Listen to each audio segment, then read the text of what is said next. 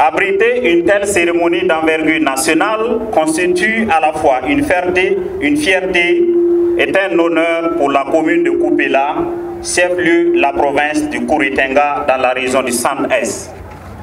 Je puisse d'ores et déjà rassurer les plus hautes autorités de notre pays de la disponibilité, de l'engagement du conseil municipal, des femmes de Koupéla et toute la population à ne ménager aucun effort pour relever les défis qui se présentent à nous en matière de sécurité, de paix et de cohésion sociale.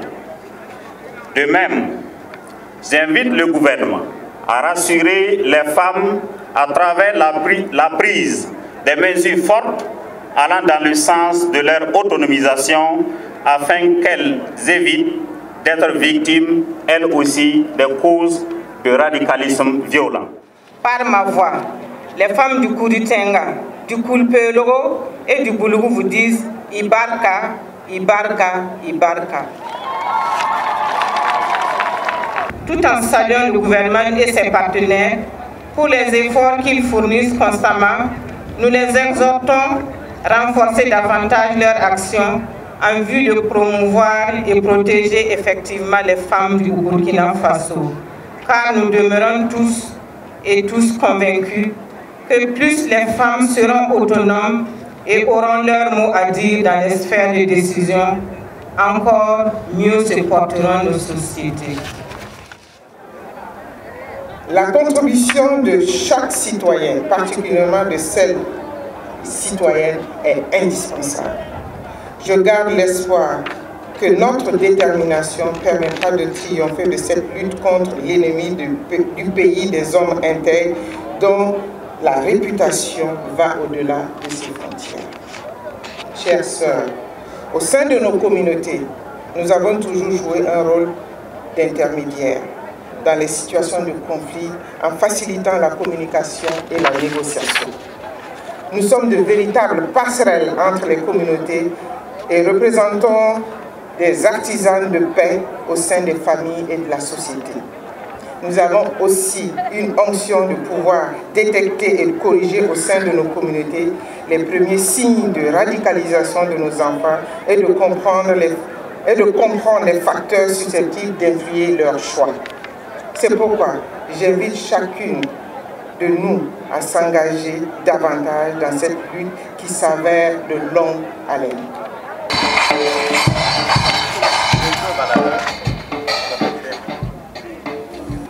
Monsieur Minungu Fass Niwende, vous avez été investi comme parrain de la région des femmes du Centre-Est lors du 8 mars 2018.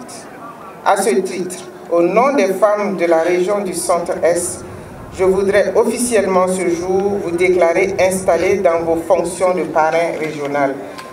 Félicitations, monsieur.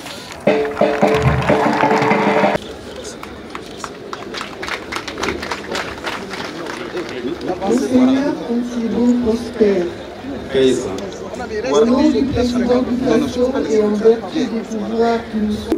En ma qualité de patronne de la commémoration de cette 162e édition au plan national, je rends un vibrant hommage à la femme, mère de l'humanité, à la femme qui se lève tôt et se couche tard, dans le seul but de nourrir sa famille, à la femme qui, malgré tous ses efforts, est l'objet de toutes les brimades dans la communauté. Nous commémorons cette journée sous le thème « Contribution de la femme à l'édification d'un Burkina Faso de sécurité, de paix et de cohésion sociale ».